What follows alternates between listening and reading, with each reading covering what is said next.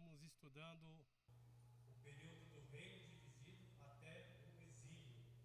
Então, muita água passou debaixo da ponte para chegarmos aqui aonde chegamos. Estudamos desde o patriarcado, né? Abraão, Isaac, Jacó, e a história, e fomos seguindo o curso até chegarmos aqui. Momento em que o reino está dividido, reino de Israel por um lado, reino de Judá outro.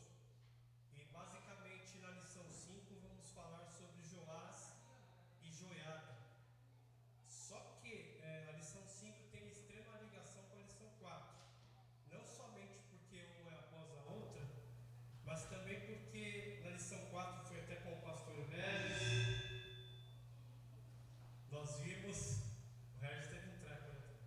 Nós vimos a questão da rainha Atália e como que ela surgiu na história de Judá, ela sendo uma filha do reino do norte, e o que ela fez com os descendentes, né, de Acasias, tentando pelo menos matar toda a dinastia de Acasias, e por uma intervenção divina, né, através da esposa do sacerdote Joiada, que é a Jeozabeate.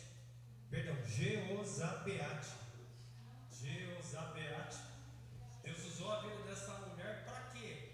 Para, no meio do assassinato da dinastia, dos sucessores do rei Acasias, essa mulher, esposa do sacerdote, ela meio que salva o menininho, né, um dos descendentes ali, que é Joás.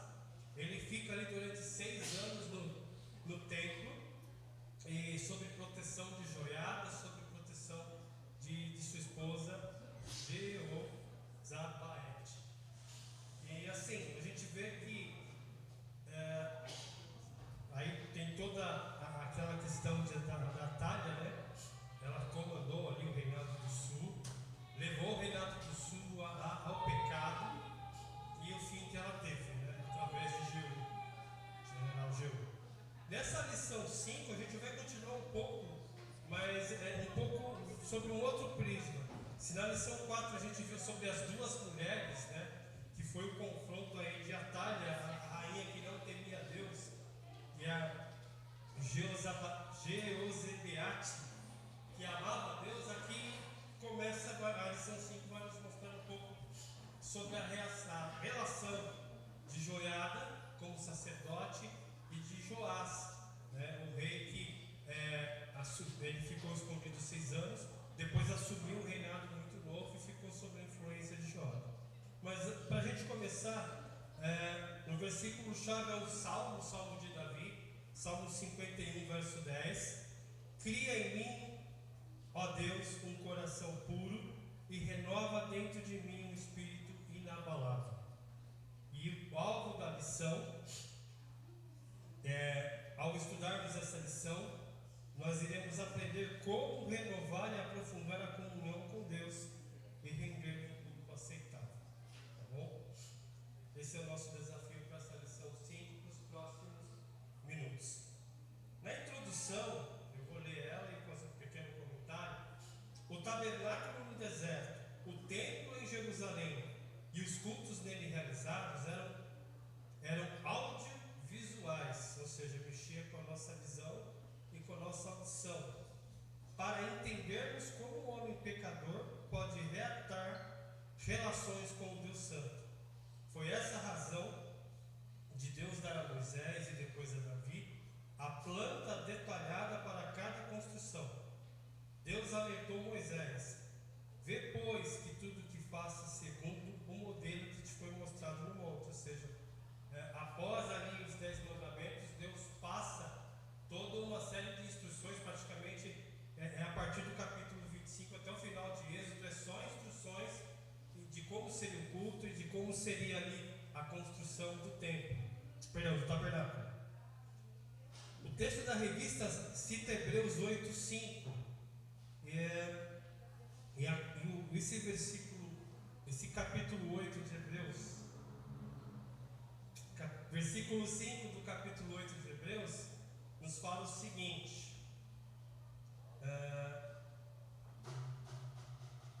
Vou ler o 4 e 5. Ora, se ele estivesse na terra, nem mesmo sacerdotes seriam, visto existirem aqueles que ofereceram os dons segundo a lei, os quais ministram em figura e sombra das coisas celestes. Assim como foi Moisés divinamente instruído quando estava para construir o tabernáculo. Dizer, vê que faças todas as coisas de acordo com o modelo que te foi mostrado no monte. Ou seja, Hebreus 8:5, o autor está relembrando, né? Fazendo uma alusão à planta que Moisés recebeu, ao tabernáculo que ele construiu, dizendo: olha, tudo isso foi dado por Deus, a planta, todas as instruções foram dadas por Deus, e Deus tinha um motivo para isso. É a questão da figura e da sombra. Eram valores reais daquele momento, eram coisas muito importantes a serem observadas, mas que não tinham um fim em si próprio, ou seja, apontavam para algo, ou melhor dizendo, para alguém melhor. Lendo a revista, a carta aos Hebreus expõe detalhadamente como o tabernáculo e o templo ilustram essa grande verdade espiritual e como ela se cumpre plenamente em Cristo.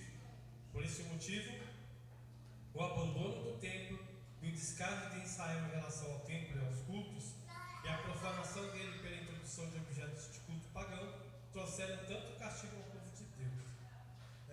Se essas coisas apontavam para algo superior, para aquele momento elas eram muito importantes também. Elas tinham um objetivo para o momento e um objetivo para o futuro.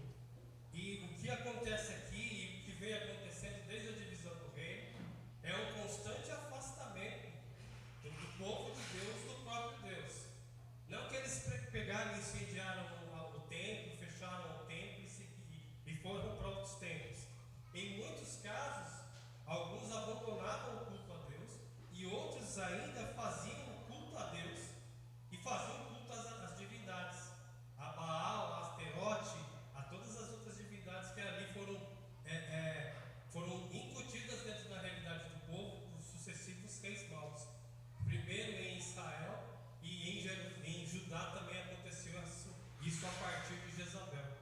Então a gente vê que essa constante afronta, digamos assim, do povo de Deus, tanto do norte como do sul, não levando as advertências dos profetas a sério, não levando a lei a sério, que condenava todas essas práticas, foi conduzindo ao momento em que a coisa foi afunilando. Né?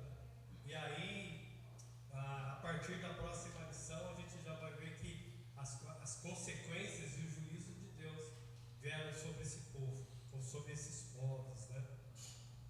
Uma coisa interessante a gente pensar aqui, que o Senhor, ele foi juiz e ordenou juízo sobre as nações da terra, assírios, egípcios, moabitas, edomitas e por aí vai, mas ele não poupou nem mesmo o seu povo.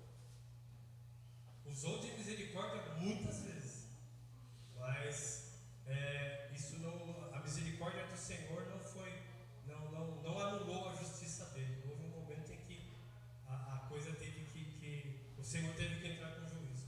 Isso me chama a atenção, porque muitas vezes a gente pensa que o Senhor ele é o juiz das pessoas, do mundo, e mas é o nosso juiz também. Então, nós temos a palavra de Deus, nós temos as exortações, nós temos o Santo Espírito trabalhando em nossas vidas, e nós não podemos e não devemos sequer pensar em negligenciar essas coisas. Para o tema da revista, deixa eu ver, tem uma aplicação aqui. Vamos ler. Quando o templo era reparado e os cultos restabelecidos, haviam bênçãos e vitórias, como foi sob a liderança de vários reis reformadores de Judá. Veremos também como tudo foi incentivado e acompanhado pelos profetas em cada pregação, em cada geração. Hoje essa história antiga é muito relevante para nós. Se a nossa comunhão com o Senhor for interrompida, se o nosso culto pessoal é falho e o lixo espiritual tem que ser identificado e lançado fora. O nosso culto em espírito e em verdade tem que ser restaurado. Assim seremos mais que vencedores em Cristo Jesus, nosso Senhor.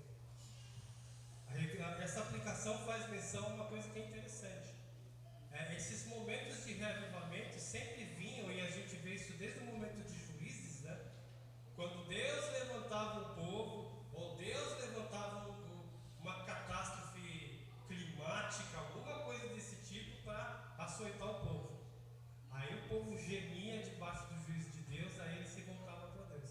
Se você for reparar bem, isso desde os tempos dos juízes. Então, aqui fica uma primeira ideia para a gente. Que não precisemos sentir a ira de Deus ou a dureza da mão de Deus sobre nós para podermos servi-lo em amor e gratidão. Pelo contrário, se estamos debaixo da misericórdia de Deus, que a gente usufrua sobre ela e vivamos temendo a Deus, servindo a Deus ali, sem precisar de alguma forma atrair os juízos de Deus ou para a nossa vida. É fato que muitas vezes haverá momentos estreitos de dificuldade, mas isso não quer dizer que a mão do Senhor está longe de nós, ou o amor e a misericórdia de Deus estão longe de nós. Agora sim, indo para o tema, Joás e Joiada, basicamente a lição de hoje, ela se concentra no capítulo 24 do livro de Crônicas. Eu vou abrir ele aqui para não perder a referência. Também sobre o reinado de Joás, segundo Reis 12, de 1 a 19. Só que o capítulo 24 de Crônicas parece um pouquinho mais completo, um pouco mais cheio. Joiada é o primeiro ponto da revista aí. Joás reina orientado por Joiada. Joiada viveu até a idade bem avançada e, aconselhado por ele, Joás governou bem. Então, além de Joiada ser ali um instrumento de Deus para conservar a vida do rei, que era novo, que era muito novo, quando esse rei foi declarado rei, ele saiu do esconderijo. Aí a gente está vendo até o que o Regis falou na semana passada.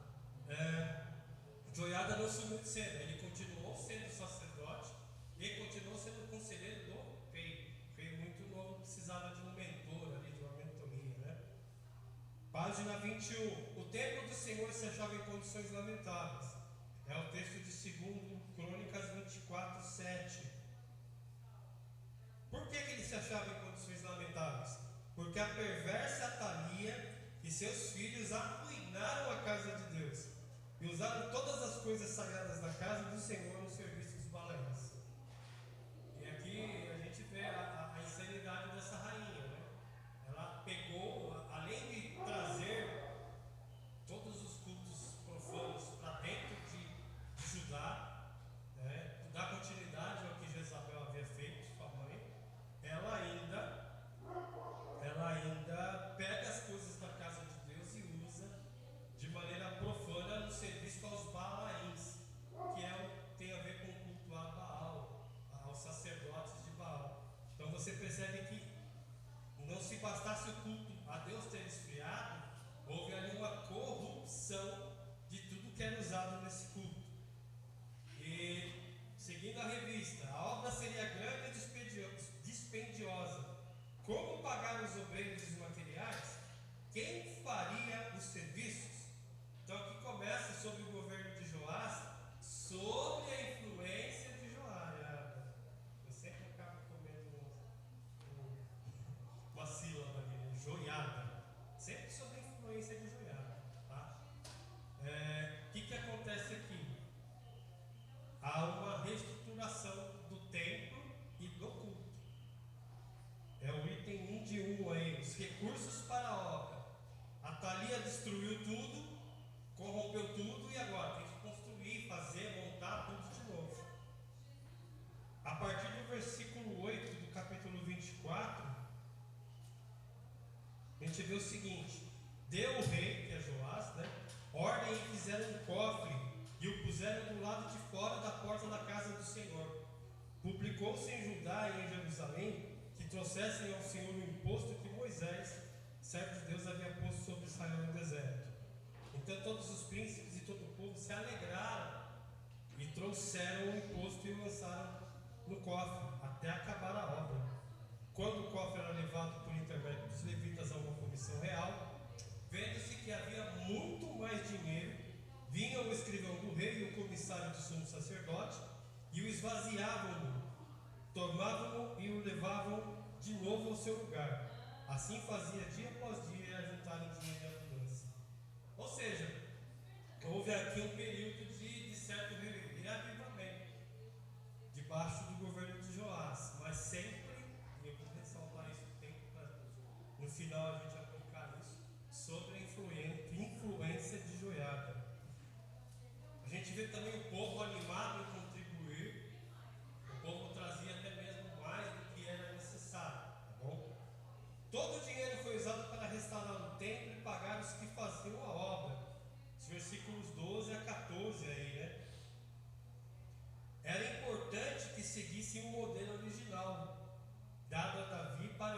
Salomão na construção do primeiro templo, também de acordo com a revelação feita a Moisés em Levítico.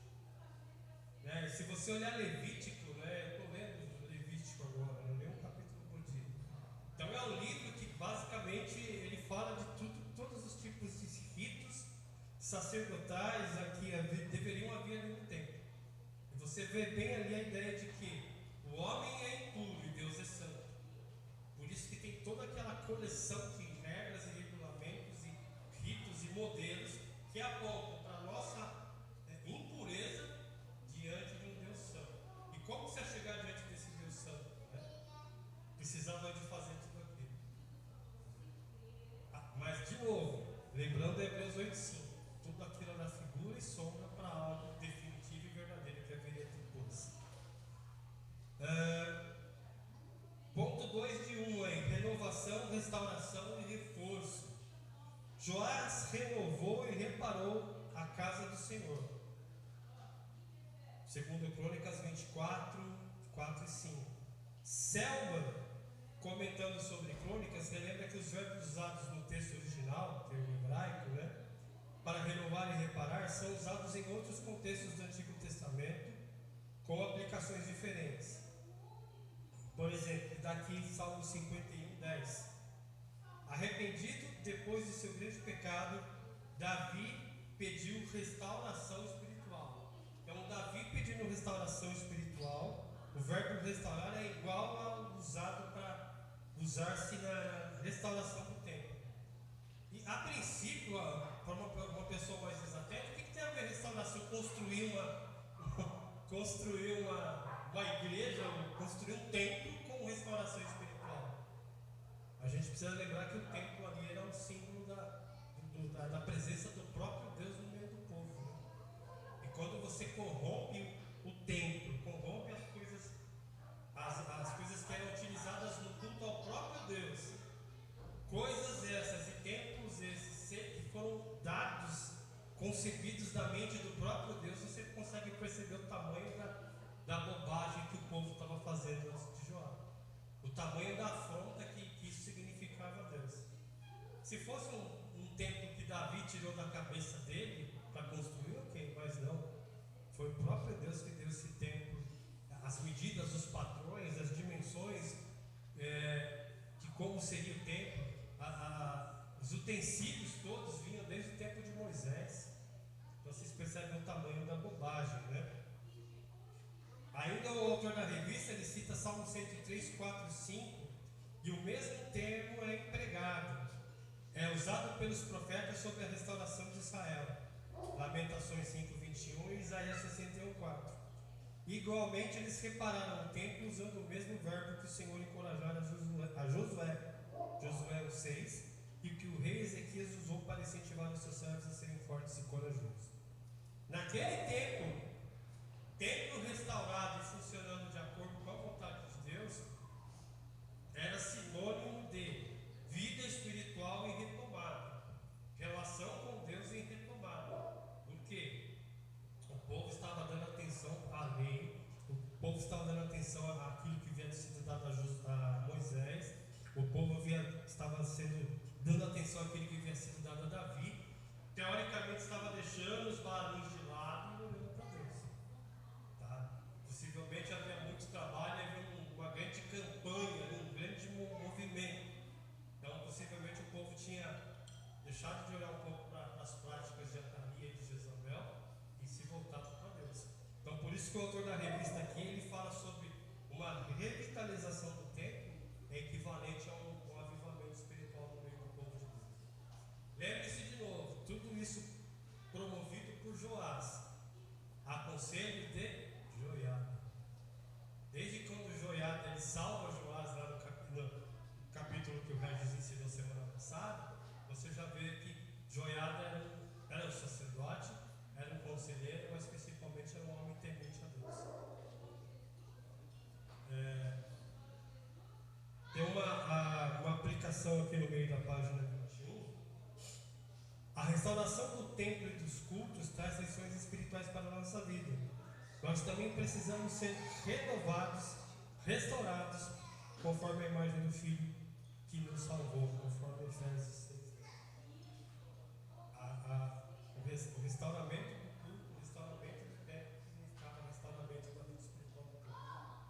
E muitas vezes a forma como nós olhamos ou nos portamos no culto dá uma certa indicação de como nós estamos espiritualmente, como levamos as coisas em relação ao culto, em relação ao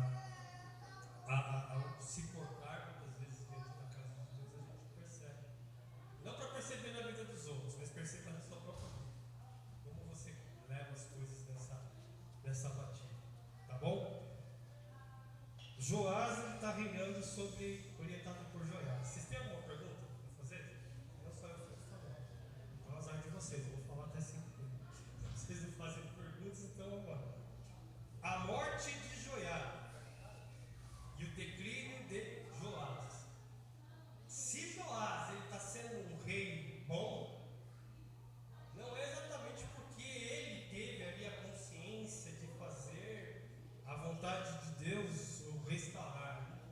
A Bíblia dá sempre a entender que é Joiada que está do lado dele, influenciando e levando ele a buscar o que é correto e o que é certo.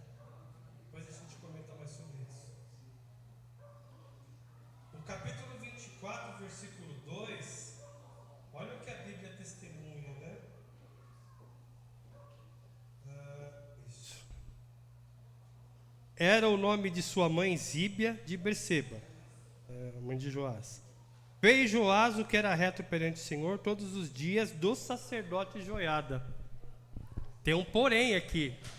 Fez Joás o que era reto perante o Senhor todos os dias da sua vida? Não.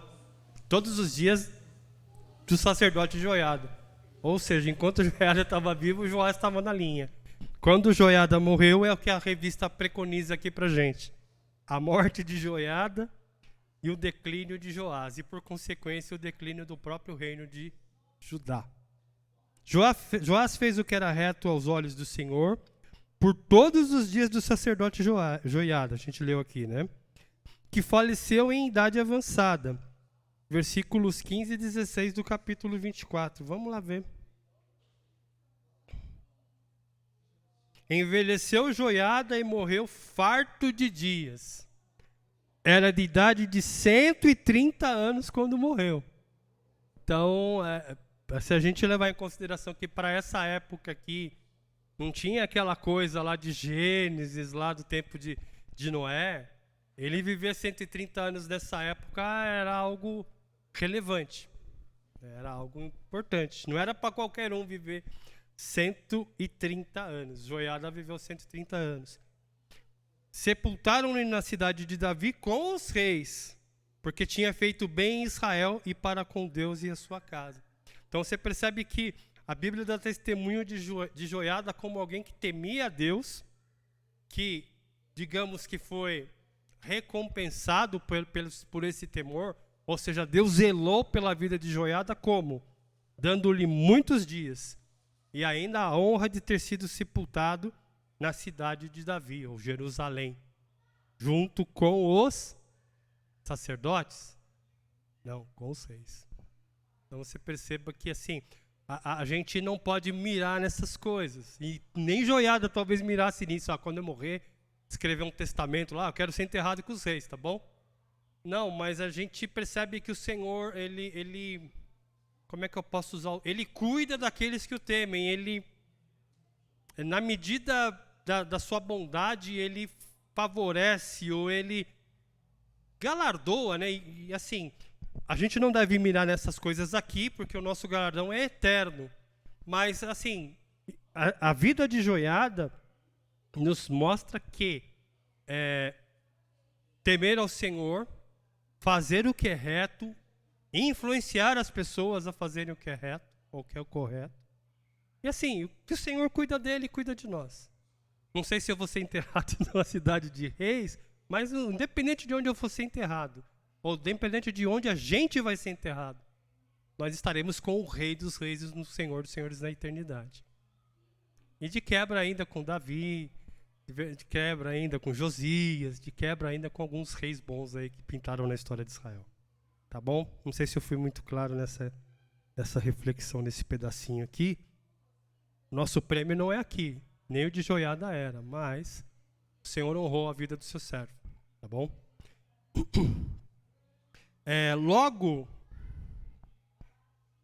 Joás passou a ouvir outros conselheiros. Versículo 17 e 18 de 2 Crônicas 24. Depois da morte de Joiada, vieram os príncipes de Judá e se prostraram perante o rei, e o rei os ouviu. Deixaram a casa do Senhor, Deus dos seus pais, e serviram aos postes ídolos e aos ídolos, e por esta culpa veio grande ira sobre Judá e Jerusalém. Se você lembrar, teve na história dos reis de Israel alguém que fez uma bobagem assim também. Se você lembrar de Roboão, quando Salomão morre, e vem ali os homens mais idosos, mais sábios, e fala para ele, se você for bom com o seu povo, chamar o seu povo para o seu lado, eles vão, se você, usando assim, um termo da nossa, se você vender bem o seu peixe para eles, você está feito. Eles vão te seguir onde você for. Os homens sábios que eram conselheiros do pai dele, Salomão. E aí o que acontece? Ele vai ouvir os príncipes, os companheiros de balada, os companheiros de bagunça. E eles falaram assim, não, oprime mais o povo.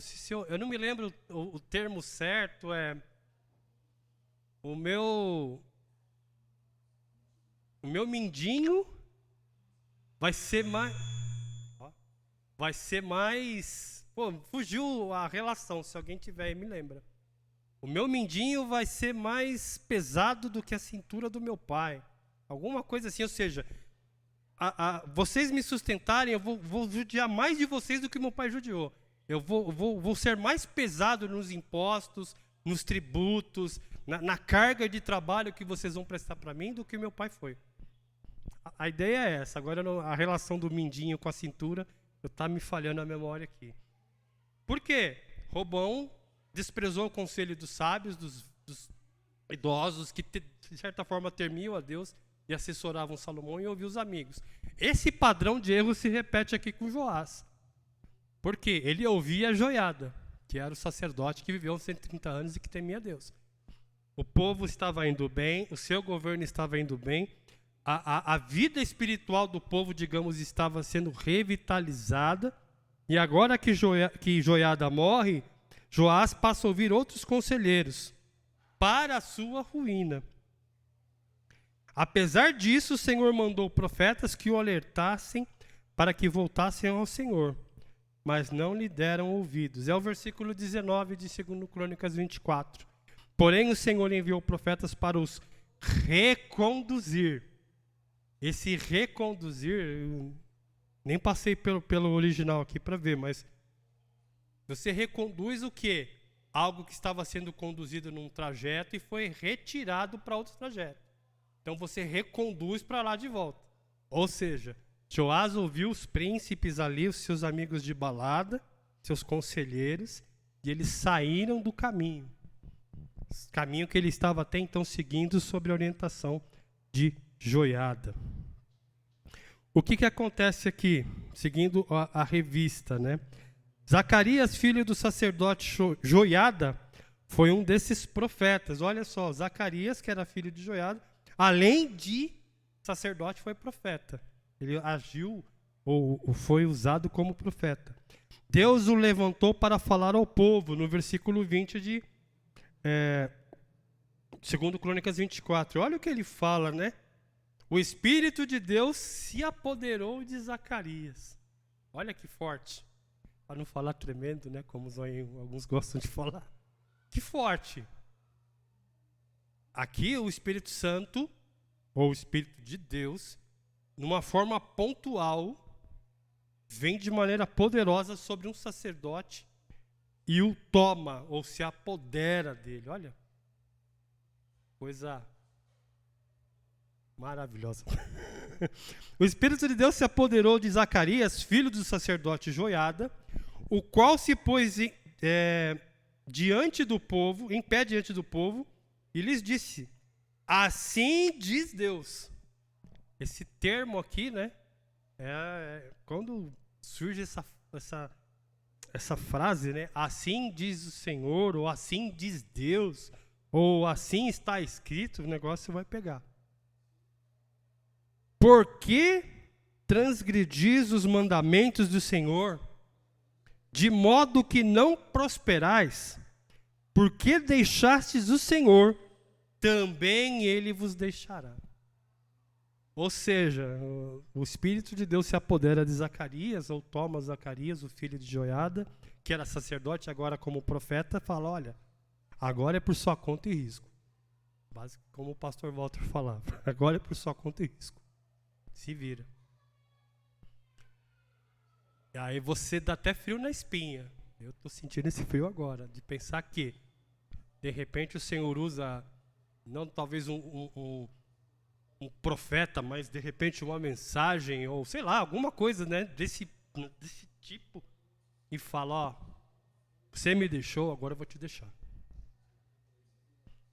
E ele fala isso para o rei. Se fosse só o rei que fosse deixado, tudo bem, mas o povo todo ia no mesmo caminho. Percebam que ele fala: de modo que vocês não prosperam. Porque vocês transgridem meus mandamentos, de modo que vocês não prosperam? E assim, não que a gente vá, de alguma forma, apontar para a teologia da prosperidade, mas existe uma certa relação entre obediência a Deus e as coisas, não digo serem mais fáceis, mas mais suportáveis de passar. Zacarias, filho de sacerdote Joiada, foi um desses profetas. Deus o levantou para falar ao povo, a gente já falou isso. Mas além de ouvi-lo, olha só. Verso 21 do capítulo 24. Conspiraram contra ele. Contra quem? Contra Zacarias, filho de Joiada. E pelo jeito também era temente a Deus, né? O Senhor vir se apoderar dele. Não era qualquer Zé Ruela. Conspiraram contra ele e o apedrejaram, por mandado do rei. Que rei? Joás. No pátio da casa do Senhor. Olha o tamanho da bobagem, né? Você apedreja, você é rei. Você já vê que Deus não está muito na... Você vê um cara falando: ó, Deus vai virar as costas para você. Você conspira com aqueles outros que te desviaram, aqueles que você deu ouvido. Você apedreja o sacerdote que também está fazendo a função de profeta no pátio da casa de Deus, no pátio do templo. Então vocês percebam como que aqui pra gente, você lê assim na sua casa, lá onde quer que você esteja, você não percebe, mas se você para pensar, você consegue chegar assim, até onde vai o pecado na vida dos homens. Até onde pode ir o pecado, ou até onde o afastamento de Deus pode levar você. Pense nisso. Vamos lá. Ao morrer, esse Zacarias não é o lá dos Trapalhões, não. Olha o que ele disse, verso 22. Assim o rei Joás não lembrou da beneficência de Joiada. Detalhe, né? Joiada ali salvou Joás quando era pequeno. Escondeu ele no templo. Se você lembrar a aula do Regis e for ver uns textos para trás, você vai ver. Escondeu ele no templo. Na verdade foi a esposa, né? Mas tudo indica que Joás estava orquestrando tudo isso. Joiada, né? Estava orquestrando tudo isso. O cara, ele mata o filho do Joiada. Não, ou seja, a Bíblia fala: ele não lembrou de tudo que Joiada fez por ele. A salvação que Joiada ocasionou, a manutenção da vida dele, o cuidado, os conselhos, a parceria, o estar do lado. Não lembrou de nada disso. Simplesmente matou o filho dele. De novo, lendo o versículo 22. Assim o rei Joás não se lembrou da beneficência, do bem, né, que Joiada, pai de Zacarias, lhe fizera. Porém, matou-lhe o filho. E olha só, e este ao esperar disse: o Senhor o verá e o retribuirá. Rapaz, é duro, hein?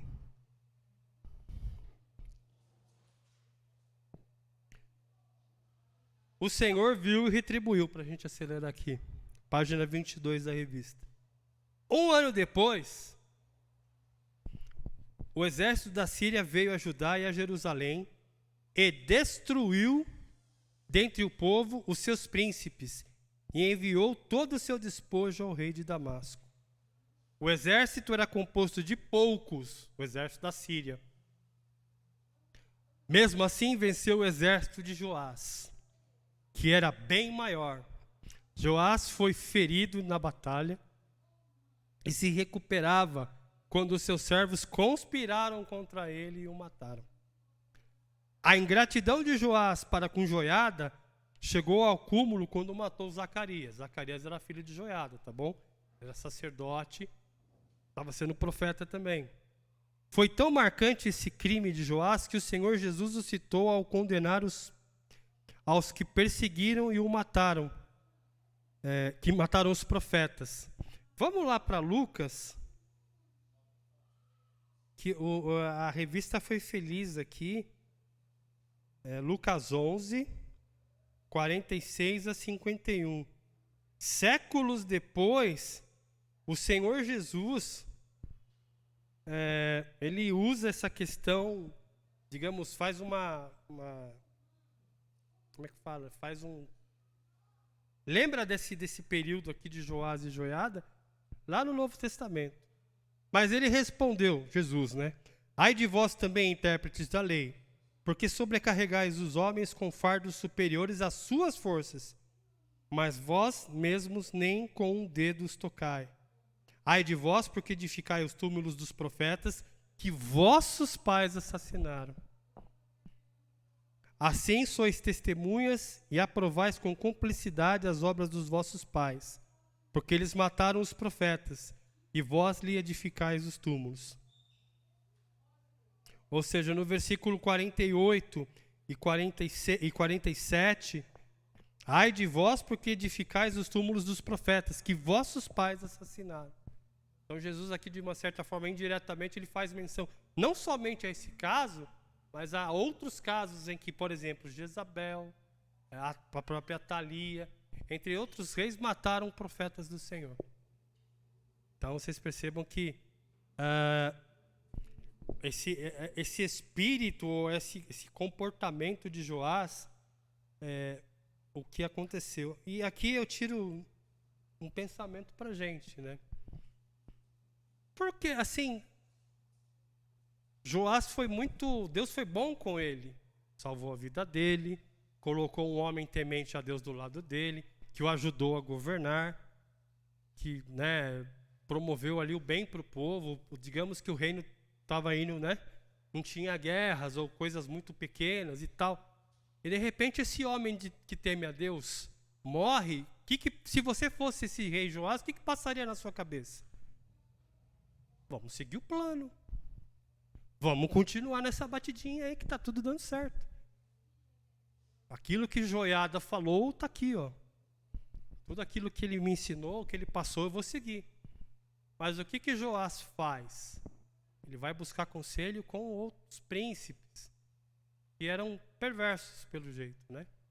E ele desanda a carruagem, né? O que a gente pode pensar nisso? Precisamos ter joiadas na nossa vida. Pessoas maduras, crentes fiéis, que de repente estão ali do nosso lado nos dando uns pedala robinho, né? Ó, pra cá, calma aí, pensa direito. Mas enquanto nós temos essas pessoas, a gente tem que aprender. Não simplesmente seguir o que elas falam, mas procurar absorver de tudo isso que essas pessoas, esses joiadas estão passando pra gente, algo que construa na nossa vida. Para quê? Quando faltar um joiada, a gente não ir pedir conselho para o primeiro Zé Ruela que estiver na esquina, ou para o primeiro príncipe. E sair, descarrilhar o trem dos trilhos. Então, assim, é importante que construamos um relacionamento com Deus. Individualmente, no sentido de que todas as ferramentas que o Senhor, ou todas as pessoas que o Senhor está usando para nos alicerçar, a gente aproveite isso. E cresça com isso, não desperdice.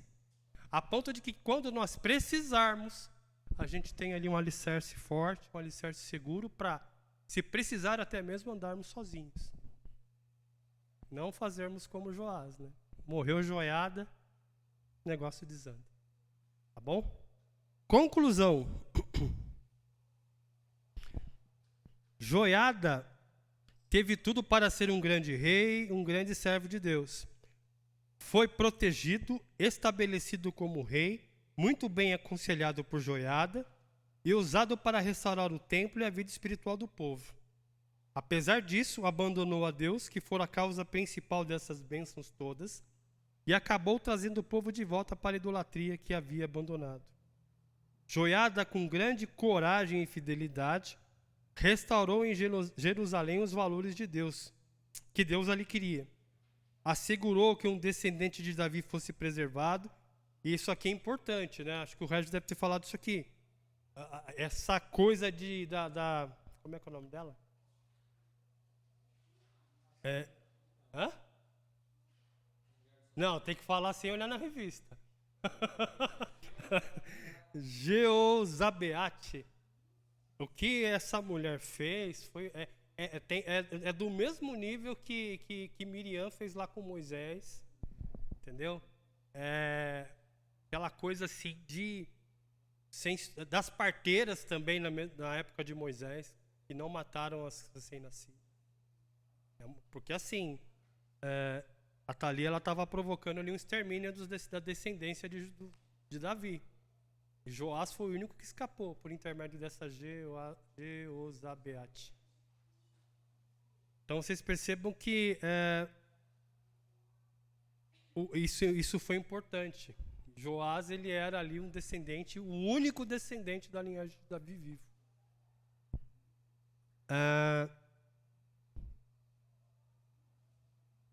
Aconselhou, ou seja, Joiada, né? Aconselhou Joás e cooperou com ele durante muitos anos. Foi em parceria com ele que o rei restaurou o templo e todos os cultos ali realizados. Joás, aceitando a sua orientação do grande sacerdote, muito fez para restaurar a vida espiritual do povo. Incentivou a destruição do culto pagão no meio do povo de Deus. Fez com que contribuíssem para o templo e o culto fosse renovado. E o povo muito se alegrou. Falhou, porém, quando ouviu conselhos maus. Acabou desfazendo todo o bem que havia conseguido. Tem aqui uma aplicação. É grande a responsabilidade dos líderes, seja na igreja, na família ou na sociedade. A nossa fidelidade a Deus ou a nossa infidelidade afeta os outros também. Isso é especialmente verdade para quem ocupa qualquer cargo de liderança. E teremos que prestar contas a Deus por isso. Joás prestou, né? Por ter ouvido aos príncipes e não ter continuado nos caminhos de Joiada, por ter matado Zacarias, por ter restaurado o culto aos Balaíns. Joás, a gente viu aí, o que aconteceu? A Síria veio com um exército insignificante,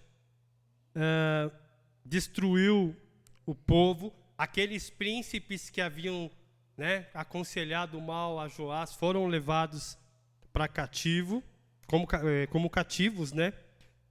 Tudo isso foi para Damasco.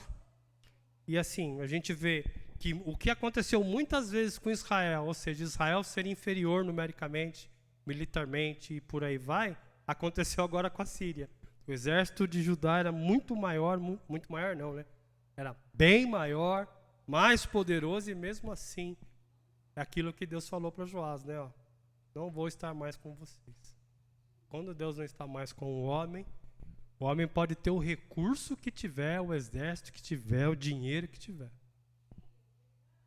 Ele está na roça.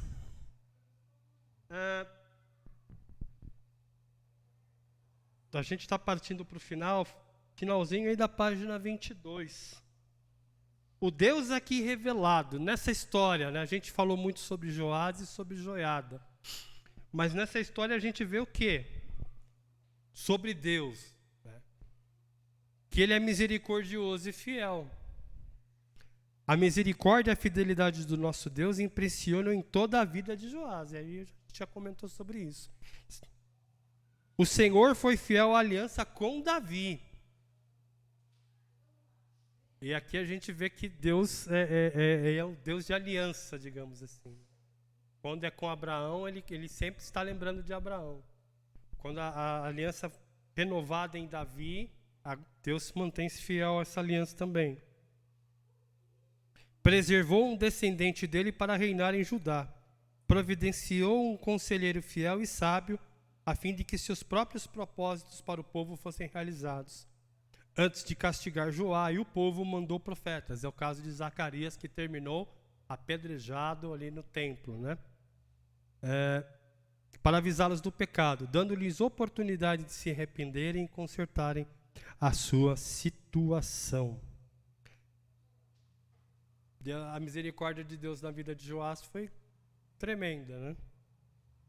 E quando Deus ainda teve que entrar com juízo, ele ainda envia um profeta para alertar, olha. Então você vê aí a misericórdia duradoura de Deus, não é algo seco, né? O juízo de Deus não é, com o povo dele não é algo seco. Bateu, levou. Não.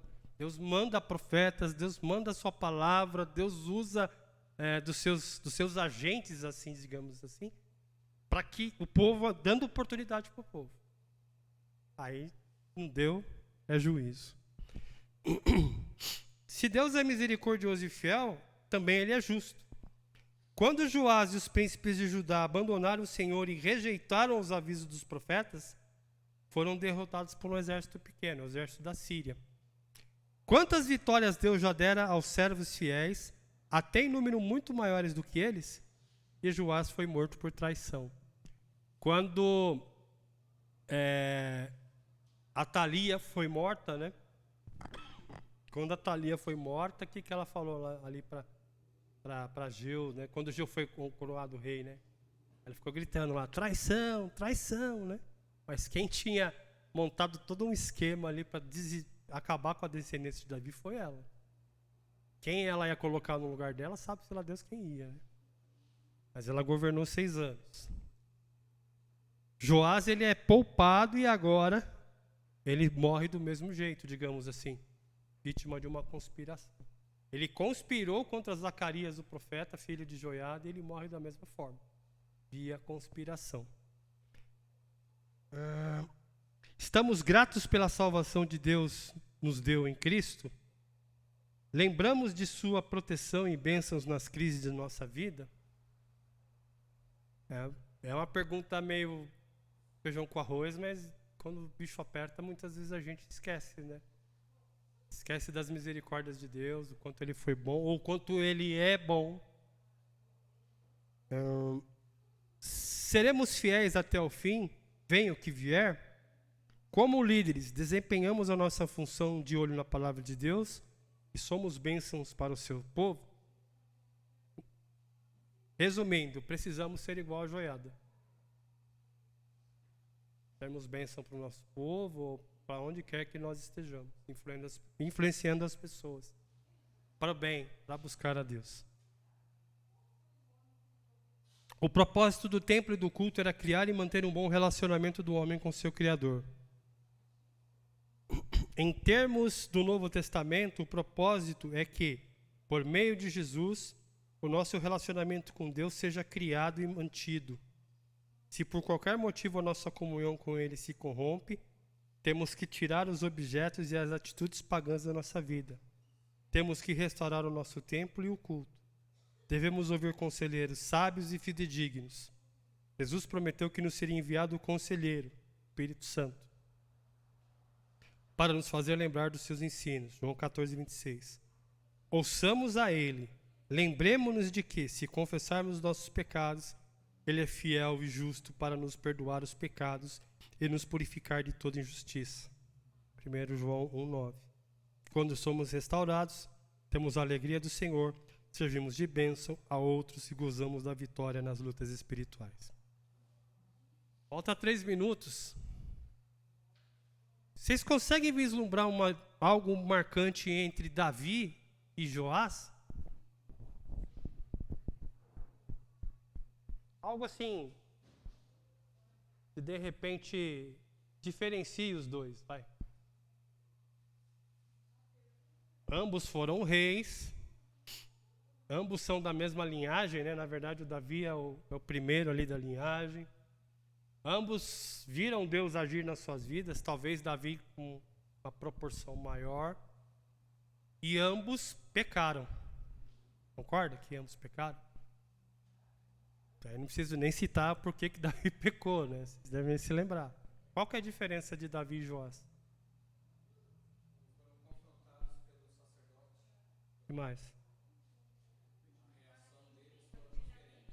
Foi diferente. Isso aí. Isso aí. Então vocês percebam? Davi era tão pecador quanto Joás. Mas ele não permaneceu no pecado. Então que nós... É nessas entrelinhas da história desses reis de Israel, de Judá, nas entrelinhas da história do povo de Deus que a gente vê a ação de Deus. E é assim na nossa vida também. Você pode até não perceber, mas nas entrelinhas da nossa vida, Deus constantemente está agindo, está fazendo, está falando com a gente, está mostrando para a gente que nós não sejamos como Joás, mas sim como Davi. Tá bom?